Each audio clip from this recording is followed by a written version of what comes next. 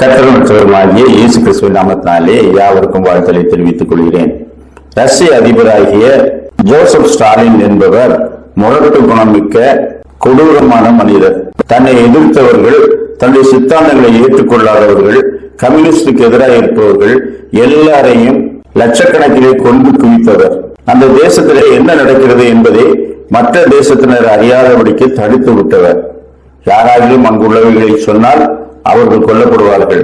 அவருடைய கண்களுக்கு இரக்கம் என்பது ஒன்று உண்டா என்று ஆச்சரியப்படுவார்கள். அப்படிப்பட்ட கடுமையான மனிதர் 2ஆம் உலகப் போரிலே ரஷ்யா வென்றவுடனே அவர் மிகப்பெரிய வீரராகவும் மிகப்பெரிய தியாகியாகவும் மிகச்சிறந்த ஆளுமை உள்ளவர்களாகவும் பேசிக் கொள்ளப்பட்டார். 2ஆம் உலகப் போருக்கு பின்பு ஜோசப் ஸ்டாலின் ஒரு பள்ளிக்கூடத்திற்கு சென்றார். அங்குள்ள ஒரு புதிய கட்டடத்தை திறந்து வைத்து சிறிய மழலைகளை தன்னை சுற்றி நிற்க வைத்து அதிலே ஒரு குழந்தையை எடுத்து தன்னுடைய மடியிலே வைத்துக் கொண்டார். அந்த குழந்தையின் கன்னத்தை கிள்ளி ஒரு நல்ல தகப்பனை போல முத்தமிட்டு பிள்ளைகளை எல்லாம் உற்சாகப்படுத்தினார். பிள்ளைகள் எல்லாம் கைதட்டி சந்தோஷப்பட்டன. அவருடைய மடியிலே தூக்கி வைத்த குழந்தை அநேக வருடங்கள் மற்றவர்களிடத்தை சொல்லும், நான் ஸ்டாலின் மடியிலே உட்கார்ந்தவளாக்கும், என்னை ஸ்டாலின் தூக்கி எடுத்து ஒரு தகப்பனை போல கொஞ்சினார், அவர் எப்பேற்பட்ட மகத்துவமானவர்,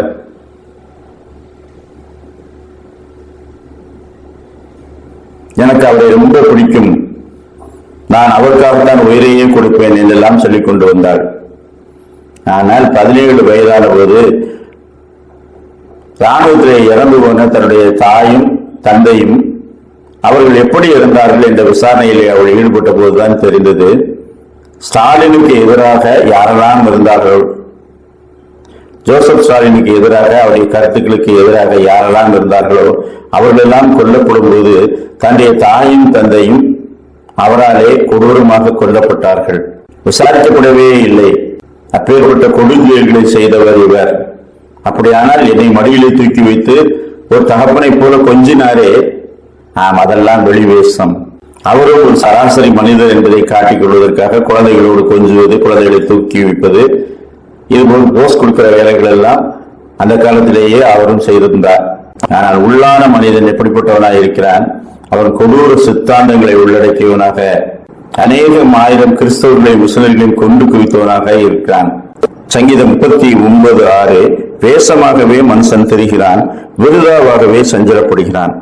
நீதிமொழிகள் 26:26, பகையை வஞ்சகமாய் மறைத்து வைக்கிறவன் எவனோ அவனுடைய பொல்லாங்கு மகா சபையிலே வெளிப்படுத்தப்படும். நான் உலகத்துக்கு மனுஷன் எந்த வேஷம் வேண்டுமானாலும் போடலாம், ஆனால் கர்த்தருக்கு முன்பாக நியாயத்திற்கு என்ற ஒன்று உண்டு. அதற்கு முன்பாக நிறுத்தப்படும் போது அவனவன் தன்னை குறித்து கணக்கு ஒப்புவிப்பான். அநேகருடைய மதியினமும் உள்ளான குணமும் பிற்காலத்திலே வெளிப்பட்டுவிடும். வெளிப்படாமல் போனாலும் கர்த்தருக்கு முன்பாக எல்லாம் வெளிப்படும். அவர் ஒருவருக்கே பயந்திருக்க வேண்டும். ஸ்டாலினின் அதிகாரம் ரஷ்யாவிலே சென்றது, ஆனால் பரலோகத்திலே செல்லாது. அவர் என்றைக்கும் ஜீவித்து இருக்க முடியாது. மரித்து அடக்கம் பண்ணப்பட்டு நியாய தீர்ப்பை அவர் சந்தித்தே ஆக வேண்டும். அந்த உணர்வு அவருக்கு இருந்ததோ இல்லையோ, ஆனால் அது சத்தியமாய் இருக்கிறது. எனவே நாம் எப்பொழுதும் கர்த்தருக்கு பயந்திருப்போம். வெளியரங்கமான வேஷங்களால் அல்ல, உள்ளான மனசிலே நாம் பரிசுத்தப்படுவோம். கர்த்தர் தாமே அப்படிப்பட்ட நல்ல சிந்தனைகளை இந்த நாளிலும் நமக்கு தந்தருள்வாராக. ஆமென்.